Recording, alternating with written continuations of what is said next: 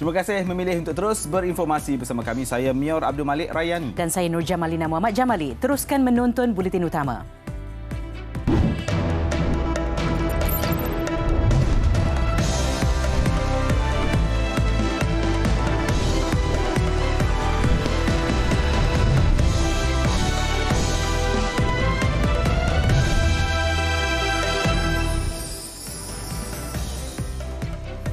Pinjaman PTPTN dinaikkan 100% bagi M40. Kes culik ejen jualan kosmetik didalangi sindiket dadah.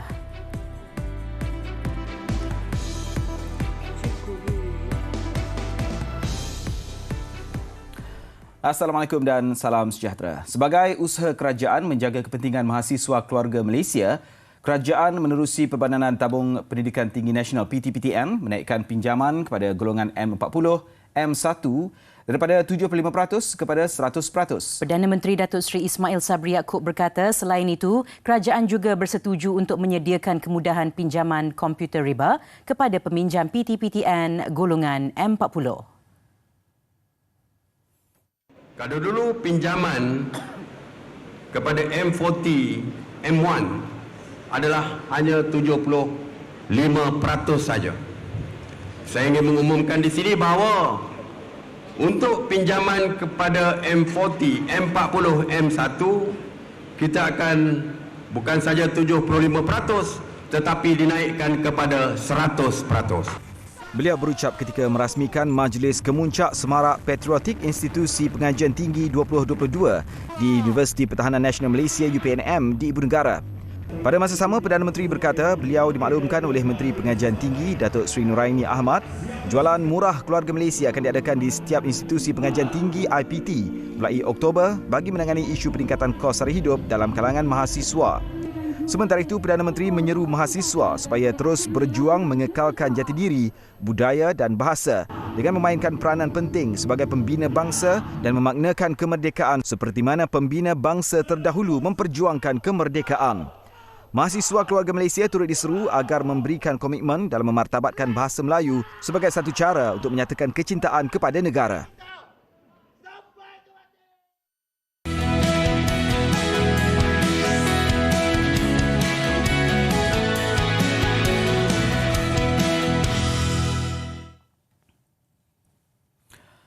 Bekas Presiden MIC Tun S. Samivelu meninggal dunia di kediamannya di Ibu Negara kira-kira jam 7 pagi tadi.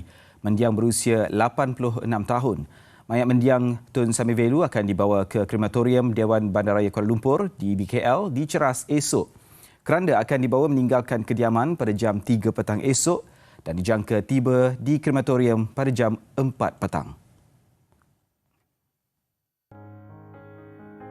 Malaysia kehilangan seorang negarawan dan tokoh politik berpengalaman yang menyumbang kepada pembangunan infrastruktur negara dan kemajuan masyarakat India berikutan pemergian Tun Samivelu yang menghembuskan nafas terakhir pagi tadi. Sepanjang hayatnya, mendiang adalah Menteri Kabinet paling lama berkhidmat, kira-kira 30 tahun, bermula sebagai Menteri Kerja Raya pada 1979. Semasa menjadi Menteri Kerja Raya, mendiang banyak memainkan peranan dalam membangunkan rangkaian jalan raya serta pengangkutan dalam negara dan atas daya usahanya itu pada 1987, beliau dianugerah International Man of the Year Award oleh the International Road Federation (IPF). Sebelum itu, mendiang pernah dilantik sebagai Timbalan Menteri Perumahan dan Kerajaan Tempatan pada 1978. Tun Samivelu juga pernah menerajui Kementerian Tenaga, Telekomunikasi dan Pos dari 1989 hingga 1995 yang menyaksikan kejayaan beliau mengendalikan projek penswastaan, Jabatan Telekom, Lembaga Elektrik Negara dan Jabatan Pos sebelum kembali ke Kementerian Kerja Raya pada 1995 hingga 2008.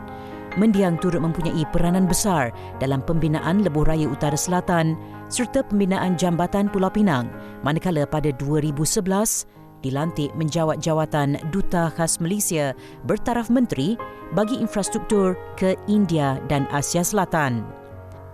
Mendiang berkahwin dengan Tuh Puan R. Indrani dan mempunyai 2 anak, S. Manggayar Karasi dan Datuk Seri S. Velpari. Yang di-Pertuan Agong Al-Sultan Abdullah Riayatuddin Al-Mustafa Billah Shah dan Raja Permaisuri Agong Tunku Hajah Azizah Aminah Maimunah Iskandariah menzahirkan ucapan takziah kepada seluruh keluarga Tun Samivelu. Seri Paduka Baginda berdua menzahirkan rasa sedih dengan pemergian mendiang dan menzahirkan harapan agar seluruh keluarga sabar dan tabah menghadapi dugaan serta suasana sedih dan pilu ini. Seri Paduka Baginda berdua amat menghargai khidmat bakti, jasa serta pengorbanan mendiang kepada masyarakat dan negara dan juga menyifatkan pemergian mendiang sebagai satu kehilangan besar kepada negara.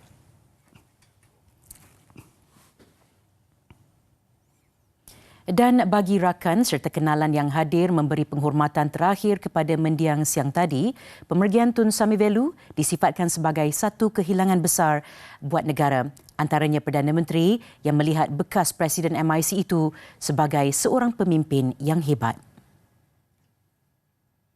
Jasanya amat besar, bukan sahaja kepada seluruh masyarakat India di Malaysia, tetapi jasanya amat besar kepada negara dari segi pembangunan sepanjang menjadi Menteri Kerja Raya.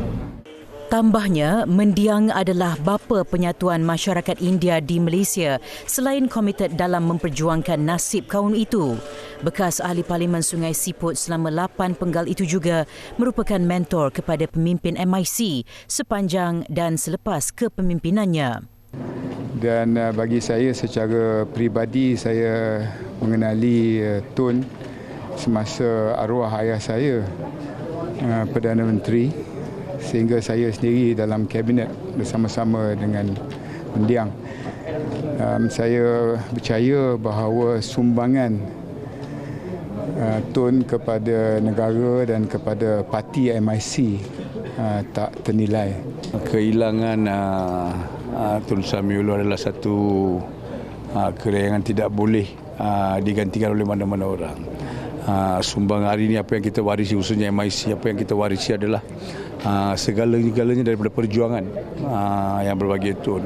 Terasa kehilangan seorang pemimpin yang telah bukan saja berkhidmat pada negara, masyarakat India khususnya, tapi yang telah banyak menyumbang dalam pembangunan infra negara kita.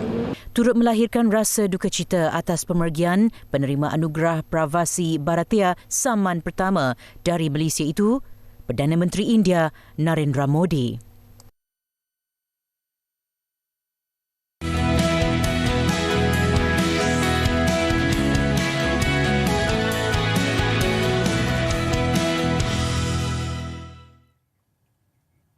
Polis Kelantan menahan 3 individu termasuk suami ejen jualan kosmetik yang dipercayai diculik dari kediamannya di Wakaf Baru berkait kes penyeludupan dadah.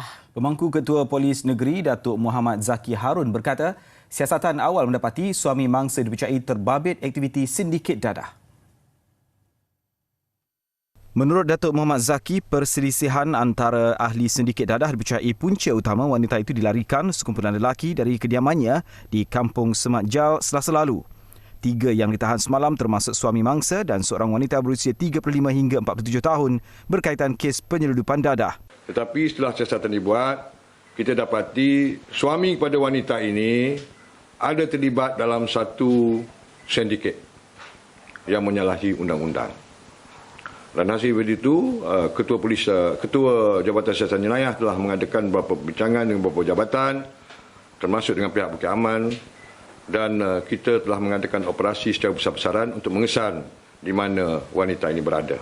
Suami dia merupakan tangkapan pertama kerana kita dapat mengesan bahawa kemungkinan mangsa tahu mengenai kegiatan suaminya. Katanya suami mangsa berusia 36 tahun yang bekerja sebagai nelayan mempunyai 2 rekod jenayah lampau, manakala lelaki kedua ada 7 rekod jenayah. Semua suspek direman 4 hari sehingga Sabtu ini. Polis percaya tiada pembabitan pihak lain kerana kejadian berlaku akibat perselisihan hanya dalam kalangan ahli sindiket. Dalam perkembangan sama, polis sudah memohon bantuan daripada pihak berkuasa Thailand bagi menyelamatkan mangsa dan usaha giat dilakukan. Dan kita juga telah menghubungi counterpart kita di negara jiran untuk sama-sama membantu sekiranya wanita ini telah berada di negara jiran. Penduduk kampung dinasihatkan supaya tidak bimbang kerana kejadian hanya membabitkan ahli sindiket terbabit. Keluarga mangsa juga tidak menerima sebarang panggilan daripada suspek. Dalam kejadian jam 5.10 petang Selasa lalu, ejen jualan kosmetik terbabit dipercayai dilarikan sekumpulan lelaki dari kediamannya.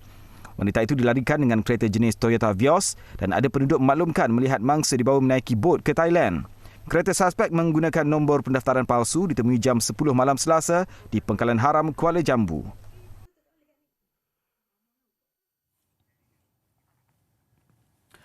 Yang di Petua Pulau Pinang, Tun Ahmad Fuzi Abdul Razak bersetuju menarik balik penganugerahan darjah utama Pangkuan Negeri yang membawa gelaran Datuk Seri Utama kepada bekas Perdana Menteri Datuk Seri Najib Tun Razak berkuat kuasa hari ini.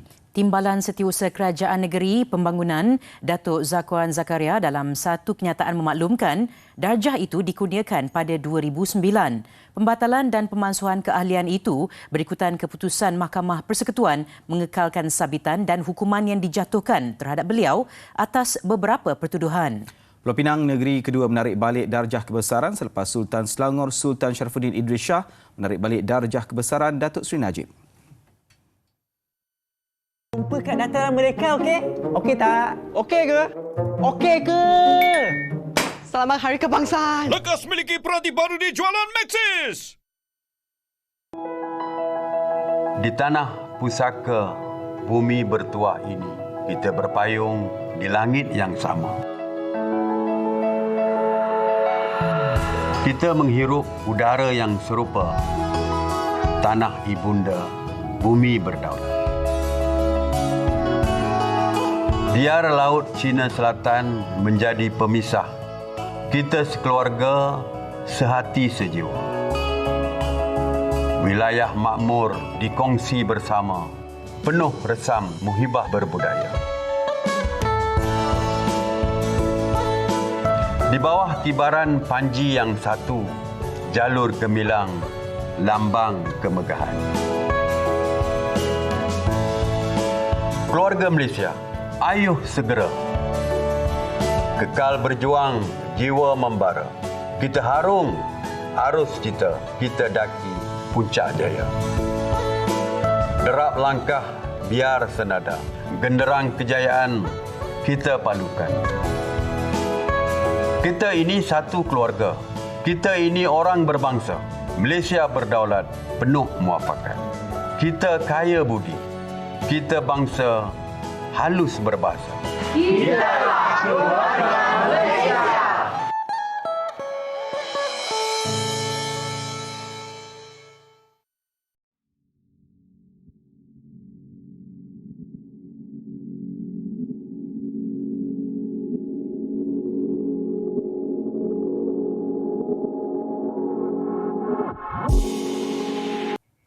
Dakwaan berlakunya hujan lebat berterusan mulai pertengahan November sehingga membawa kepada banjir besar penghujung bulan itu adalah tidak tepat. Ketua Pengarah Jabatan Meteorologi Malaysia, Met Malaysia, Muhammad Helmi Abdullah menegaskan pihaknya tidak mempunyai mekanisme tepat untuk meramalkan banjir lebih awal seperti yang dikatakan sebelum ini. Liputan akhbar yang kata banjir besar hujung November tu tak tepat lah. Sebab kita tak kata dia berlaku pada hujung November ke, pertengahan ke ataupun bulan-bulan tertentu.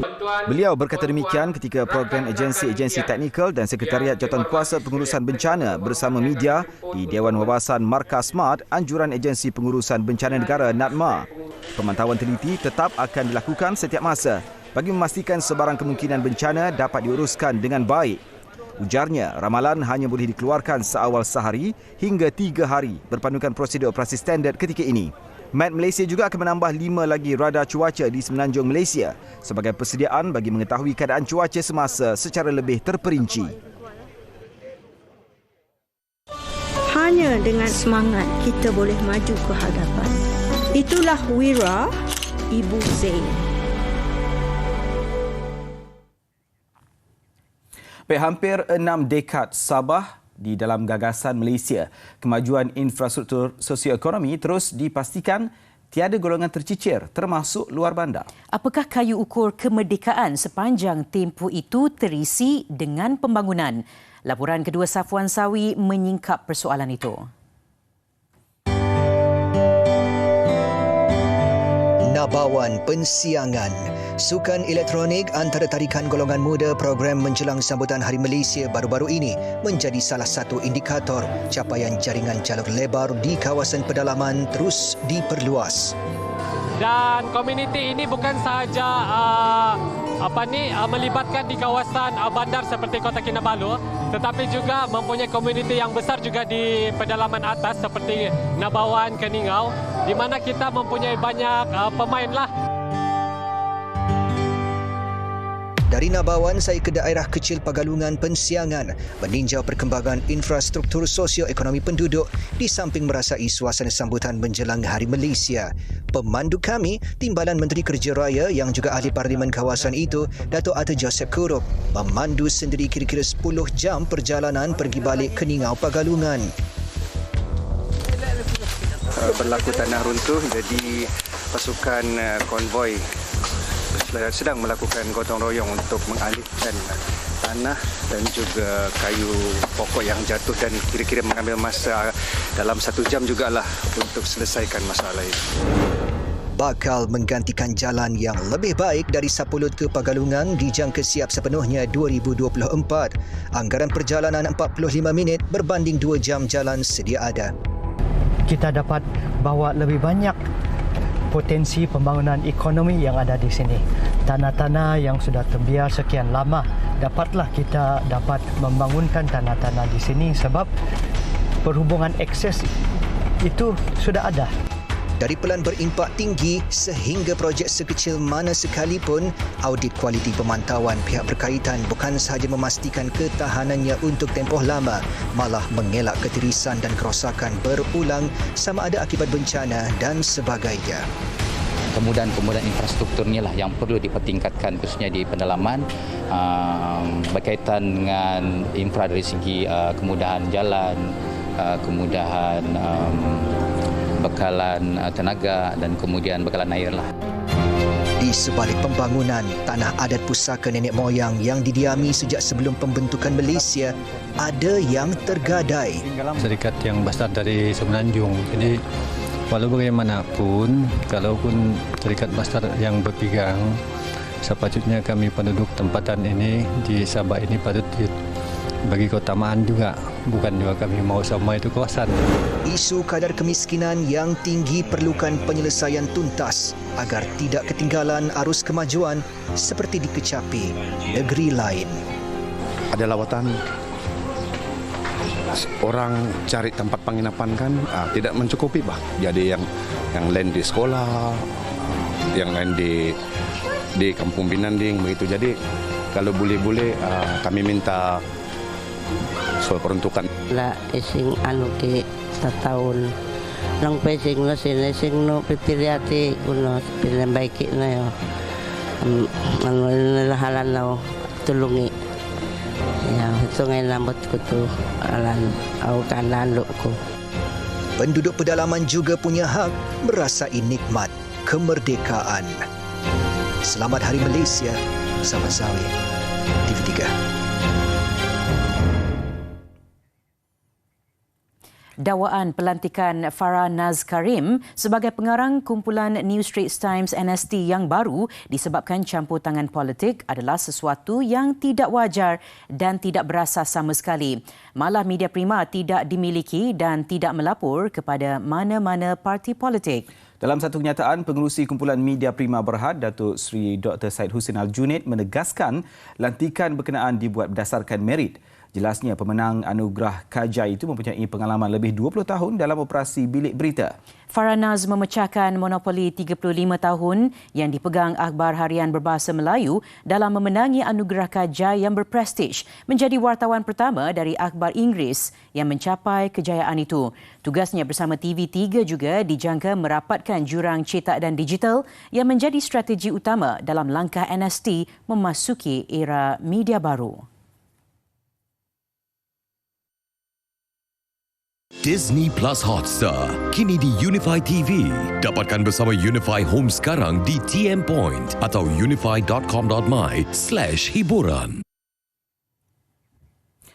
Kerajaan menerusi Kementerian Perumahan dan Kerajaan Tempatan KPKT membelanjakan sejumlah 11.6 bilion ringgit bagi pembinaan 98,000 unit rumah melalui projek perumahan rakyat PPR di seluruh negara. Menterinya Datuk Seri Rizal American Naina American berkata, jumlah itu merangkumi 156 projek yang telah siap dibina setakat 5 September lalu dengan memanfaatkan hampir 400,000 isi rumah terdiri daripada golongan B40 seiring dengan hala tuju baru program perumahan rakyat yang bermatlamat untuk membolehkan lebih banyak PPR dibina.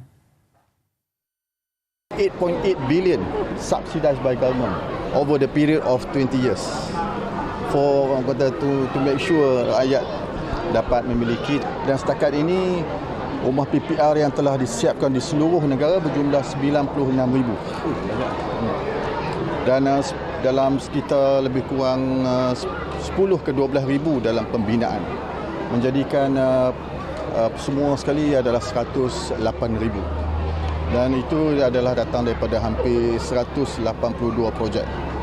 Tambahnya, terdapat 26 projek lagi masih dalam pembinaan membabitkan lebih 10,000 unit rumah dan dijangka siap menjelang 2025.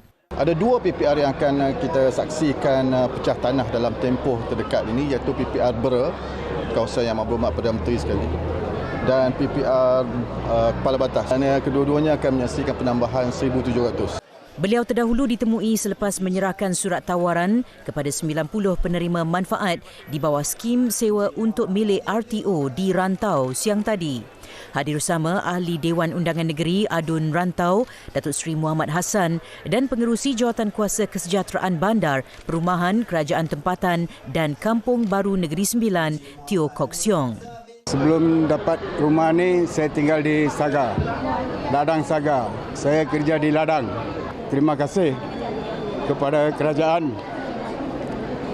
kerajaan perumahan dan tomat kita yang dah 2 tahun lebih tak ada apa-apa tindakan untuk dapat ni rumah. Saya gembira sangat dapat berita yang baik ni. Dah 2 tahun jugalah menunggu rumah ni. Gembira jugalah hati ni rasanya.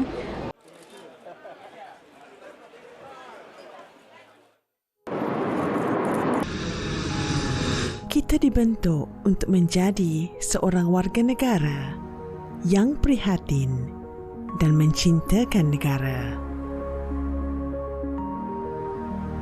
Kita meneguhkan perbatasan dan sempadan demi keamanan negara.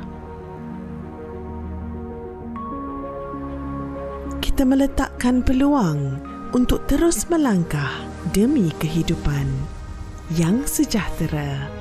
Kita menjaga kedaulatan demi negara yang merdeka ini. Nikmat keamanan dan keharmonian ini dapat dirasai oleh kita semua. Bersatu kita teguh bersama dengan semangat kita demi negara.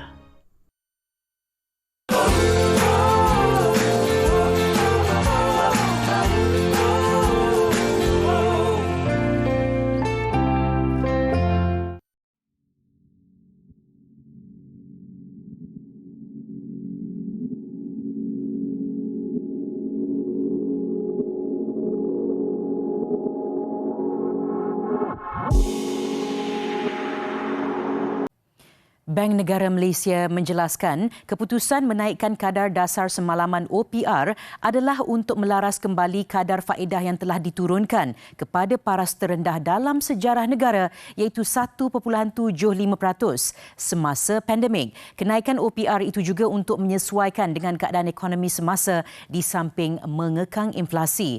Menurut penolong Gubernur Frazee Ali Ismail, impak kenaikan OPR kepada inflasi hanya akan dilihat seawal 9 bulan. Beliau berkata Bank Negara telah memutuskan untuk melakukan kenaikan dasar monetary ini secara beransur-ansur supaya tidak terlalu membebankan orang ramai. Ini berbeza dengan negara lain seperti Amerika Syarikat yang menaikkan OPR secara drastik. Kadar faedah mereka ditingkatkan 50 mata asas, 75 mata asas, malah ada yang sehingga 100 mata asas. para penganalisis ada juga yang meramal bahawa di negara-negara ini pertumbuhan ekonomi perlu merudum atau perlu berada pada paras negatif supaya inflasi boleh dikekang semula dan dikembalikan ke paras yang lebih terkawal. Kita semestinya tidak mahukan keadaan ini berlaku.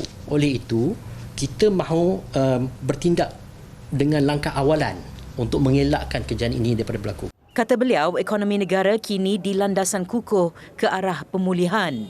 Ia boleh dilihat menerusi aktiviti orang ramai di hujung minggu. Contohnya, kesesakan di lebuh raya, kedai makan penuh, pembelian kereta yang tinggi. Lapangan terbang juga semakin sesak dengan ketibaan pelancong dan rakyat Malaysia yang keluar negara.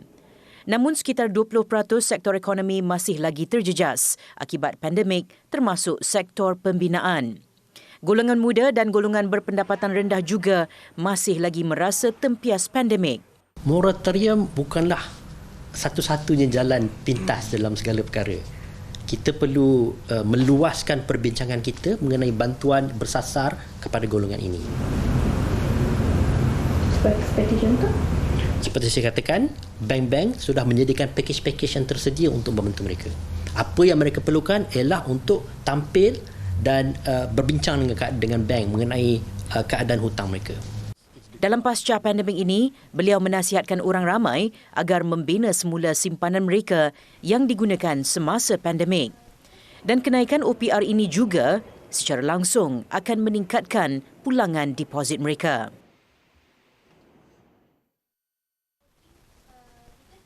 Menyentuh cadangan menambat nilai ringgit kepada dolar Amerika, beliau berkata rejim tukaran asing yang fleksibel adalah yang terbaik bagi Malaysia.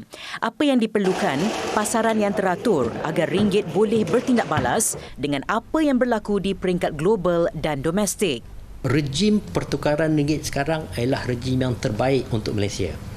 Kerana dengan pergerakan ringgit itu, ia membolehkan negara adjust kepada tekanan-tekanan yang dihadapi.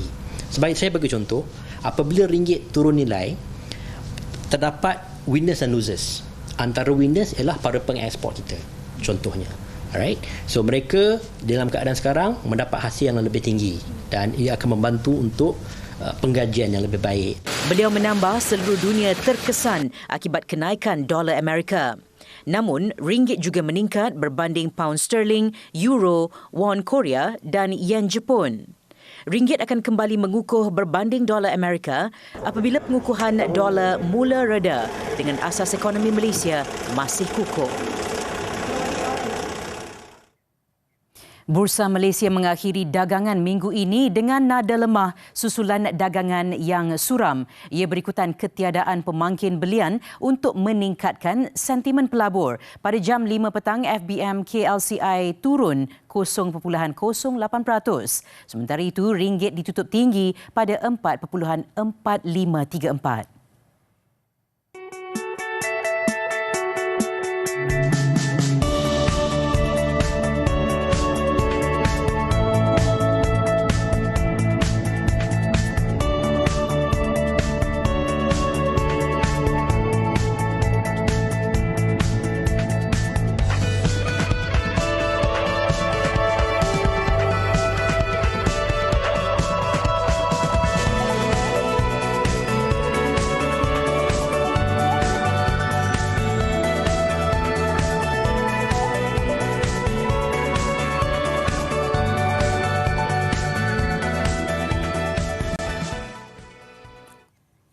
Pihak berkepentingan dalam industri minyak dan gas, perkhidmatan dan peralatan OGSE perlu berganding bahu menyediakan tenaga mampan ketika dunia beralih kepada persekitaran pelepasan karbon yang lebih rendah. Menurut Presiden dan Ketua Pegawai Eksekutif Kumpulan Petronas, Datuk Tengku Muhammad Taufik Tengku Aziz, industri OGSE perlu menyampaikan inovasi teknologi terbaik bagi mencapai peralihan optimum.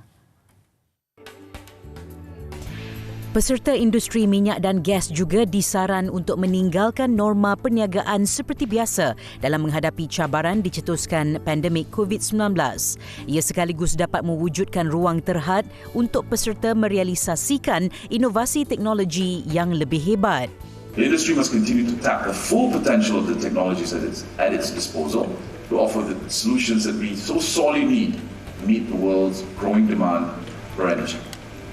Achieving this will require energy to be produced in a more progressive, collaborative and equitable way, with a focus on reducing emissions, shrinking our carbon footprint and delivering continuous improvements in operational excellence. Beliau berkata demikian semasa menyampaikan ucap tama pada pembukaan Minyak dan Gas Asia 2022, pameran dan persidangan perkhidmatan minyak dan gas Malaysia serta persidangan kemampanan petrokimia di Kuala Lumpur.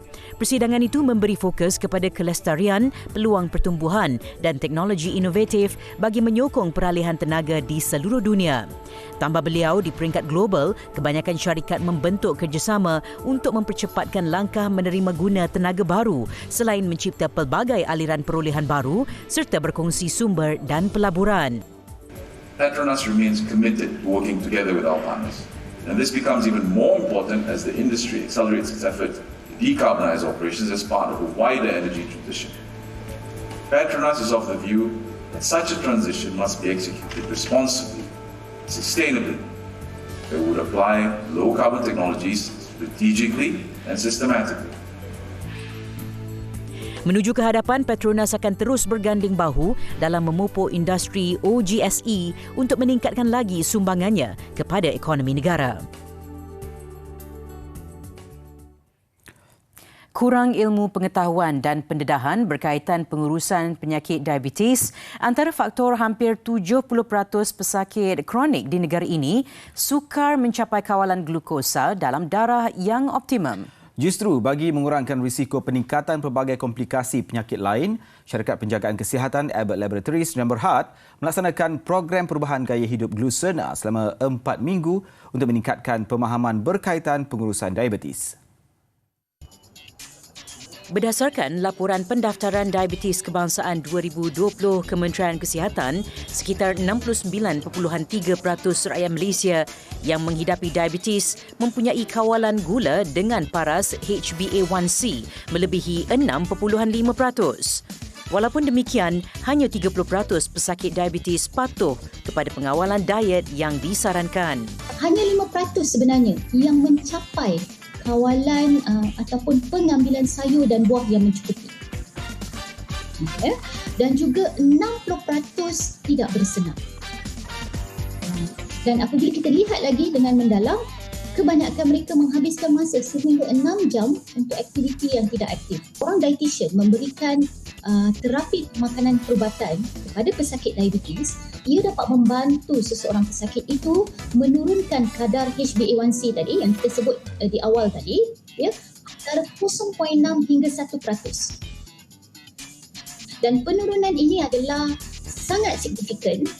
Dalam pada itu, program perubahan gaya hidup Glucerna pula dianjurkan khusus untuk membantu 80 peserta terpilih melalui pendekatan holistik dengan rangkuman topik termasuk pemakanan, perubatan, senaman dan pemantauan paras gula dalam darah.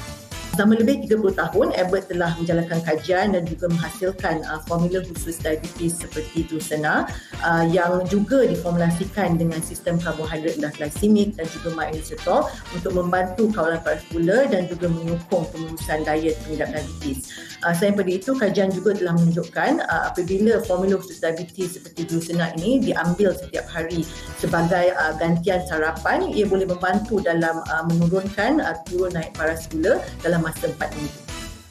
Untuk maklumat lanjut mengenai produk Glucerna dan program dianjurkan, layari laman Sesawang Tertera.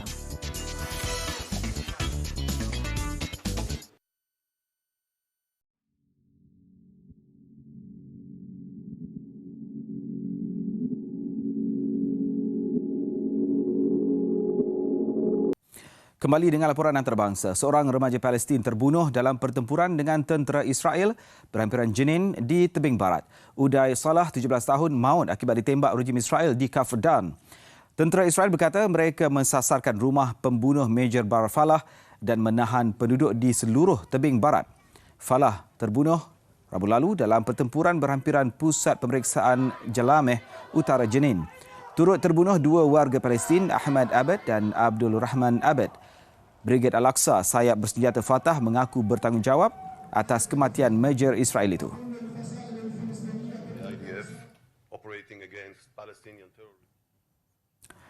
Azerbaijan dan Armenia bersetuju melakukan gencatan senjata bagi menghentikan pertempuran yang sehingga kini meragut nyawa 155 anggota tentera kedua-dua pihak. Perintah itu berkuat kuasa jam 8 malam waktu tempatan. Ia diumumkan Setiausaha Majlis Keselamatan Armenia, Armen Grigoryan, dalam satu kenyataan yang disiarkan di televisyen.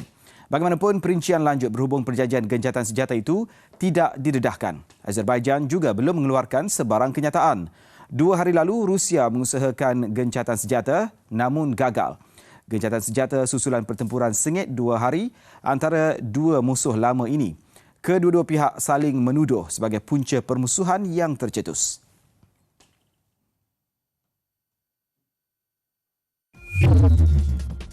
Kebakaran hutan di Samoa Barat Daya Perancis memusnahkan lebih 300 hektar kawasan hutan. Sekaligus memaksa ratusan anggota bomba bertungkus lumus semalaman untuk mengawal api sebelum ia merebak ke kawasan lebih luas. Anggota pasukan beruniform giat menjalankan raptai untuk upacara pemakaman Ratu Elizabeth II. Tentera serta pasukan beragam bagpiper berarak dari Westminster Hall ke Westminster Abbey seawal jam 2.30 pagi waktu tempatan. Baginda bakal dimakamkan Isnin nanti. Presiden Joe Biden melakukan lawatan kerja ke pameran auto antarabangsa Amerika Utara bagi melengkapkan undang-undang iklim, cukai dan penjagaan kesihatan yang menawarkan insentif cukai untuk pembelian kereta elektrik. Beliau turut berkesempatan memandu kereta elektrik model Cadillac Lyric.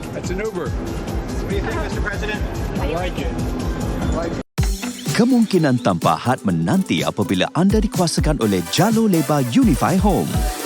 Selami emosi dan rasai keterujaannya. Dengan Unify Mobile, setiap detik pasti tidak akan terlepas. Serta kongsi kegembiraan dengan mereka yang amat bermakna. Nikmati 100,000 jam hiburan pilihan anda. Unify duniamu bila-bila masa di mana-mana sahaja. Unify.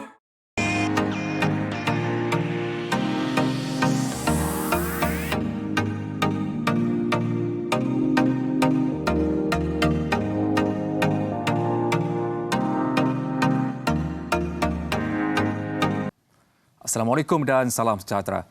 Hari pertama Sukan Olahraga Sukma MSN 2022 menawarkan 7 pingat emas. Salah satu emas yang dimenangi atlet Pahang Muhammad Iqbal Hasan Muhammad Kamal Hussein paling mencuri tumpuan.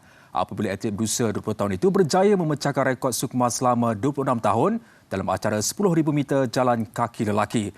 Bagaimanapun, rekod itu tidak diiktiraf sebagai catatan baru Temasya, memandangkan edisi ke-20 kali ini merupakan pengganti kepada Sukma Johor dengan had umur dilanjutkan sehingga 23 tahun.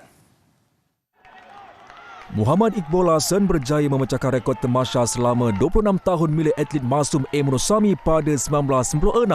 Selepas cemerlang mencatat 31 minit 11.62 saat dalam acara 10,000 meter jalan kaki lelaki. Atlet berusia 20 tahun itu jauh meninggalkan atlet Selangor SD Nashwarma yang berpuas hati dengan perak. Manakala atlet Pulau Pinang Biru Ashwaran memenangi gangsa.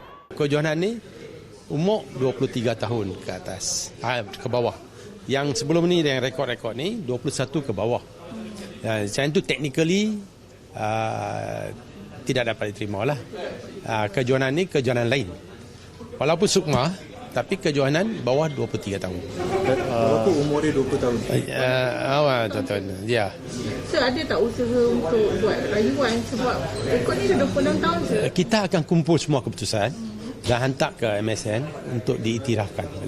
Iqbal Hasan bagaimanapun berpeluang menambah 2 lagi emas buat kontijen Pahang apabila dijadual turun beraksi dalam acara 3,000 dan 5,000 meter esok dan Sabtu ini.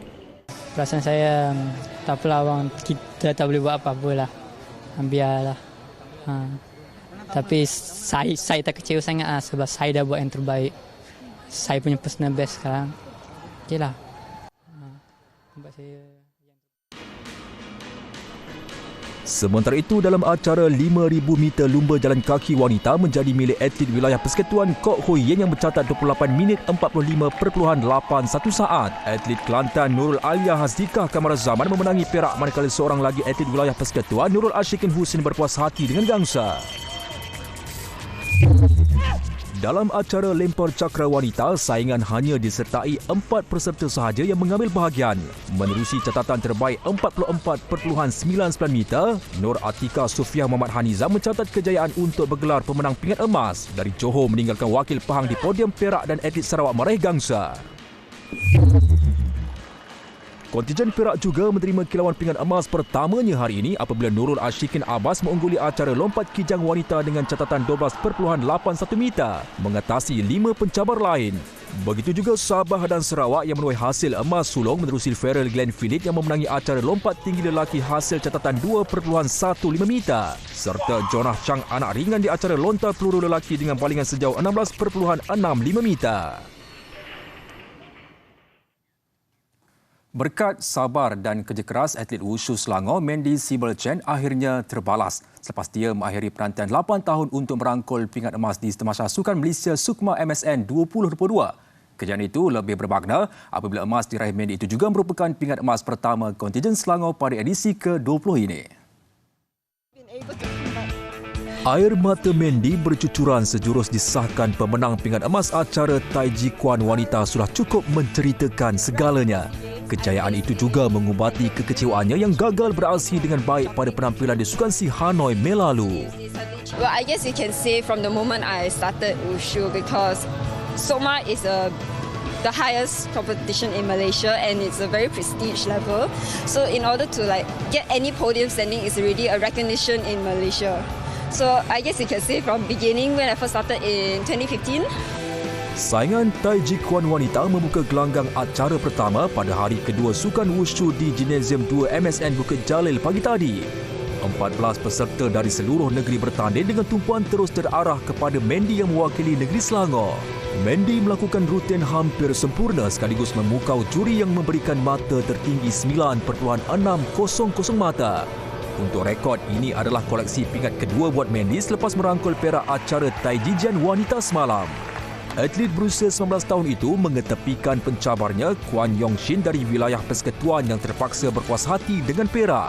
Yongshin membuat 9.556 mata manakala gangsa menjadi milik wakil Sarawak Yong Arifah Khairul Kok menerusi catatan 9.530 mata. Sementara itu dalam acara sama bagi kategori lelaki diungguli wakil Melaka Tan Ziyi. Pemenang pingat emas Sukan Si Vietnam ini nyata berada dalam kelas tersendiri untuk merakam mata tertinggi daripada 12 peserta di peringkat akhir. Atlet berusia 22 tahun ini merakam 9.650 mata sekaligus mengumpul emas ketiganya di pentas Sukma sejak penampilan pertama pada edisi 2016. Pingat perak dirangkul wakil Sarawak Muat Shao Yuan selepas membuat 9.570 mata, manakala atlet pelapis Negeri Sembilan Wong Sing Hong meraih pingat gangsa pertamanya di pentas Sukma apabila mencatat 9.556 mata.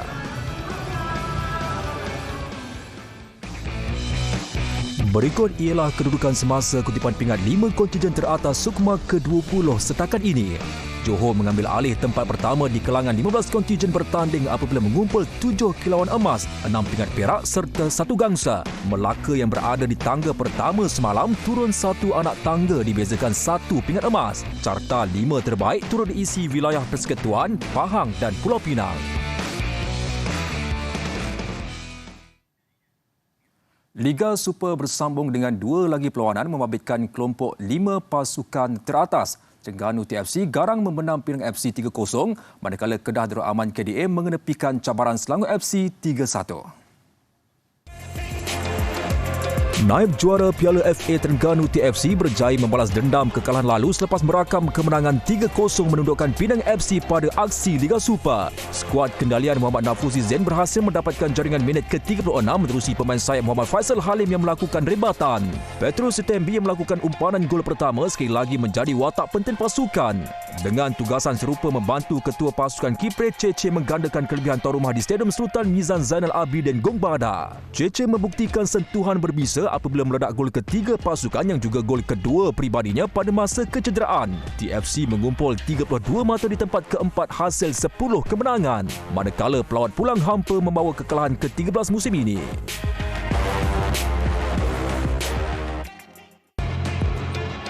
Kedah Darul Aman KDA pula meneruskan rentak kemenangan ketiga berturut-turut Liga Super dengan menyekat kebangkitan Selangor FC di Stadium Darul Aman. Tuan rumah yang menekan lawan sejak sepak mula akhirnya mendahului menerusi penyerang utama Ronan Ngah selepas memudahkan sepakan percuma diambil Muhammad Almardi minit ke-22.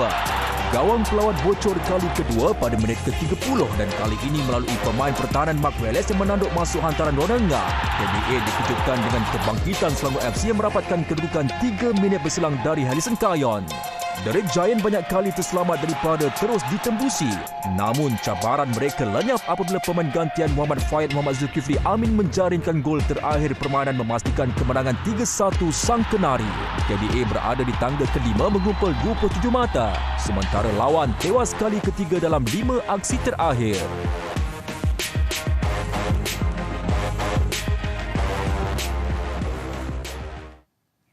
Laporan itu tadi mengakhiri semua sukan untuk malam ini. Saya Nazri Atari, sesungguhnya tiada hari tanpa sukan. Teruskan menonton berita utama. Assalamualaikum dan salam hormat.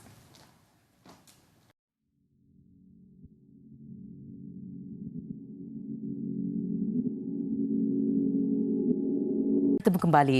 Program realiti TV3 Generasi Z musim kedua akan menampilkan lebih banyak cabaran yang menguji kemampuan fizikal dan mental pesertanya. Program berdurasi 1 jam itu akan bersiaran selama 10 minggu, jam 7 malam setiap Ahad bermula 18 September ini. Musim kali ini, saya tengok cabaran lagi susah daripada musim yang pertama. Maksudnya dari segi IQ ataupun dari segi kumpulan ataupun apa semua, cabaran dia memang agak mencabar. Sebab cabaran-cabaran dia, even orang dewasa sendiri pun agak susah nak buat. So bila diorang dapat buat tu, itu satu benda yang memang membanggakan lah. Generasi Z menampilkan Scott's DHA Gummies sebagai penaja eksklusif kolaborasi strategik yang bertujuan mendorong kanak-kanak mencabar minda dan melibatkan diri dalam penyelesaian masalah melalui aktiviti menarik. Haris Alif selaku kapten akan mengemudi 8 peserta atau Wira Z berusia 11 hingga 13 tahun yang akan bersaing dalam pelbagai aktiviti mencabar. Generasi Z merupakan program rentetan daripada kejayaan The Z Power yang disiarkan di 8TV.